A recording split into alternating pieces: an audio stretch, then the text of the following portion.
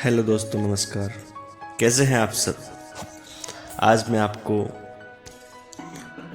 कुछ short motivational stories सुनाऊंगा जो हमारे जीवन को रिलेट करती है।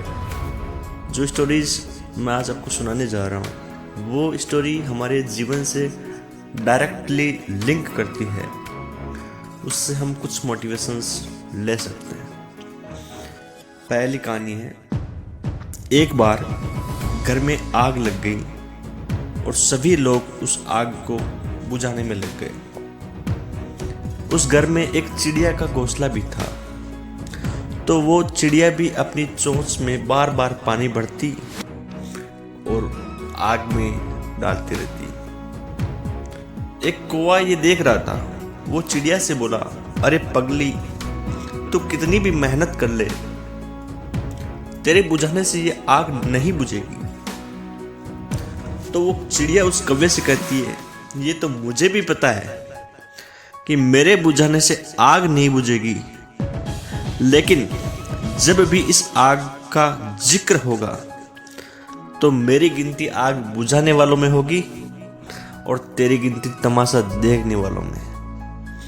हमारी जिंदगी में भी ऐसे बहुत से लोग होते हैं जो हमारी मेहनत नहीं बल्कि हमारे हारने का तमाशा देखना ज़्यादा पसंद करते हैं। ऐसे लोगों को पहचानना ज़्यादा मुश्किल नहीं है। ये वही लोग होते हैं जो आपको बात बात पर ताना मारते हैं। ये लोग आपको हमेशा डिस्करेज करते रहते हैं। इसलिए ऐसे लोगों से खुद को हमेशा दूर रखना और याद रखें कि आप अकेले ही बहुत कुछ कर सकते हैं। बस आपको अपने आप पर विश्वास होना जरूरी है। कहानी नंबर 2, एक फकीर की कहानी है। एक फकीर एक नदी के किनारे बैठा था। एक व्यक्ति उस फकीर के पास से गुजरा तो उसने पूछा, बाबा जी क्या कर रहे हो। तो फकीर जो बाबा जी थे उन्होंने कहा कि इंतजार कर रहा हूं कि ये पूरी नदी सूख जाए तो मैं इसे पार कर लूं। तो उस व्यक्ति ने कहा, कैसी बात करते हो बाबा जी, पूरा पानी सूखने के इंतजार में तो तुम कभी नदी पार कर ही नहीं पाओगे। तो उस फकीर बाबा जी ने कहा, यही तो मैं तुम्हें समझाना चाहता हूं कि तुम लोग जो सदा ये कहते हो ना कि एक बार जीवन की सारी जिम्मेदारियां खत्म हो जाए, सारी जिम्मेदारियां पूरी हो जाए, फिर मैं खुश रहूंगा, मौज करूंगा, घूमूंगा फिरूंगा, लोगों की सेवा करूंगा। ये वैसा ही है जैसा नदी का पानी कभी खत्म नहीं होगा, उसी तरीके से हमारे जीवन की जिम्मेदारियां कभी खत्म नहीं होगी। एक ना एक दिन हमारा जीवन खत्म हो जाएगा पर ये जिम्मेदारियां खत्म नहीं होगी। इसलिए हमें अपने जीवन की जिम्मेदारियों को साथ में लेकर चलते हुए जीवन का एंजॉयमेंट करना है। जीवन में खुशी करनी है, घूमना फिरना है, लोगों की समाज सेवा भी करनी है। तीसरी कहानी है, पैरों के निशान। एक बार एक केकड़ा समुद्र के किनारे अपनी मस्ती में चला जा रहा था और बीच बीच में पीछे मुड़कर वो अपने पैरों से बने निशान भी देखता था। वो थोड़ा आगे बढ़ता और फिर मुड़कर पैरों के निशान देखता और उनसे बनी डिजाइन को देखकर खुश हो जाता। इतने में एक तेज लहर आई और उसके पैरों के सब निशान मिट गए। इस पर केकड़े को बड़ा गुस्सा आया। उसने लहर से बोला, मैं तो तुझे अपना मित्र मानता था, पर तुमने ये क्या किया। मेरे बनाए सुंदर पैरों के निशानों को ही मिटा दिया। कैसी दोस्त हो तुम। केकड़े की बात सुनकर लहर बोली, वो देखो पीछे से मछुआरे आ रहे हैं और वो पैरों के निशान देखकर ही केकड़ों को पकड़ रहे हैं। मेरे दोस्त, तुमको वो पकड़ ना ले, बस इसलिए मैंने तुम्हारे पैरों के निशान मिटा दिए। सच यही है कि कई बार हम सामने वाले की बातों को समझ नहीं पाते और अपनी सोच के अनुसार उसे गलत समझ लेते हैं, जबकि हर सिक्के के दो पहलू होते हैं। अपने मन में किसी के लिए बुरा भला सोचने से बेहतर है कि बातों को सही से समझकर निष्कर्ष निकालें। कहानी नंबर 4, कहानी का शीर्षक है ज्ञान, धन और विश्वास। ये कहानी 3 दोस्तों की है, ज्ञान, धन और विश्वास।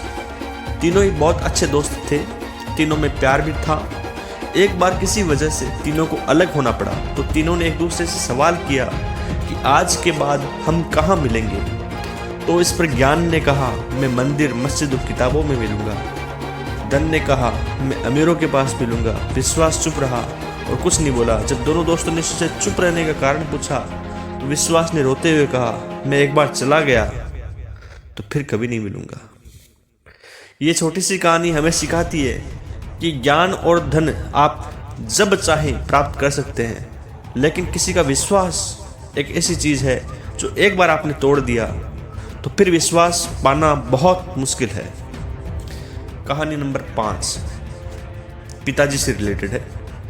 एक बेटे ने अपने पिताजी से पूछा, पापा जी आपने देखा है जब माँ मुझे अपनी गोद में उठाती है तो वो मुझे अपनी कमर के पास रखती है, लेकिन जब आप मुझे उठाते हो तो अपने कंधे पर बैठा लेते हो, ऐसा क्यों? उसके पिता ने बड़ा ही अच्छा जवाब दिया, बेटा माँ चाहती है कि उसकी संतान की नज़र वहाँ तक जाए जहाँ तक वो स्वयं देख सकती है, जबकि एक पिता चाहता है कि उसकी संतान वहाँ तक देख सके जहाँ तक स्वयं उस पिता की नज़र नहीं पहुँच सकती। एक पिता हमेशा चाहता है कि उसकी संतान लाइफ में उससे भी ज़्यादा आगे बढ़े और उससे भी ज़्यादा नाम कमाए। कहानी नंबर 6 काश तू ऐसा ना होता। एक बार एक व्यक्ति ने कोयल से कहा, तू काली ना होती तो कितनी अच्छी होती। गुलाब से कहा, तुझ में कांटे ना होते तो कितना अच्छा होता। समुद्र से कहा, तेरा पानी अगर नमकीन ना होता तो कितना अच्छा होता। वो व्यक्ति फिर मंदिर गया, भगवान से बोला, तू मूर्तियों में ना होकर असलियत में होता तो कितना अच्छा होता। इतने में भगवान बोले, ए मेरे बनाए हुए इंसान, अगर तुझ में दूसरों को देखने की कमियां ना होती तो तू कितना अच्छा होता रे। कहानी नंबर 7 इंटरव्यू के दौरान एक बार एक महिला पत्रकार ने बिल गेट्स से पूछा कि आप अरबों रुपयों के मालिक हैं, आपकी कामयाबी का राज क्या है? बिल गेट्स उस बात का आंसर देने के बजाय उस पत्रकार को एक ब्लैंक चेक दिया और कहा कि तुम्हें जितने पैसे चाहिए इस चेक में भर लो। उस महिला पत्रकार ने सरप्राइज होकर कहा कि ये आप क्या कह रहे हैं, मैंने आपसे पैसे नहीं मांगे, आप बस मेरे सवाल का जवाब दीजिए। और उसने चेक वापस दे दिया। बिल गेट्स जब उस महिला की तरफ देखकर बोले, मेरी कामयाबी का राज यही है, मैं कभी मौके नहीं गंवाता जैसे आज आपने गंवा दिया। अगर आप अपनी फिलॉसफी को साइड रखती तो आज दुनिया की सबसे अमीर पत्रकार बन गई होती। दोस्तों ऐसे ही कई मौके हमें भी अपनी लाइफ में ये कहकर छोड़ देते हैं कि यह काम हमारे लायक नहीं है, या फिर मैं तो इस काम से ज़्यादा टैलेंट रखता हूँ, और यही मौके किसी को सफल बनाते हैं तो किसी को असफल। इसलिए सही मौके को कभी भी छोड़ना नहीं चाहिए। कहानी नंबर 8 एक बार एक लड़के ने अपने दादाजी से पूछा, दादाजी आप लोग पहले कैसे रहते थे? ना कोई टेक्नोलॉजी थी, ना कंप्यूटर था, ना अच्छी गाड़ियाँ थी, ना मोबाइल थे। पोते की बात सुनकर दादाजी जी ने बहुत ही सुंदर जवाब दिया, बेटे हम वैसे ही रहते थे जैसे तुम लोग आजकल रहते हो, ना पूजा, ना पाठ, ना कोई दान, ना धर्म, ना किसी तरह की श्रम। तो दोस्तों ये भी बात सत्य है। इस प्रकार से मैंने आपको कुछ कलेक्शन दिया है शॉर्ट मोटिवेशनल स्टोरीज का। यदि आपको ये 7-8 स्टोरी मेरी अच्छी लगी हो, इनसे आप जीवन में कुछ सच में सीखते हो, यदि आपको अपने लाइफ में ये स्टोरी कुछ कनेक्ट करती है या आपको थोड़ी बहुत भी मतलब अपनी लाइफ में यूजफुल लगती है, तो आप मेरे चैनल को सब्सक्राइब कर सकते हैं इस प्रकार की और motivational short stories, motivational quotes, motivational speeches देखने के लिए, और बेल आइकन को प्रेस कर सकते हैं ताकि आपको मेरा नोटिफिकेशन सबसे पहले मिले। Thank you all the best.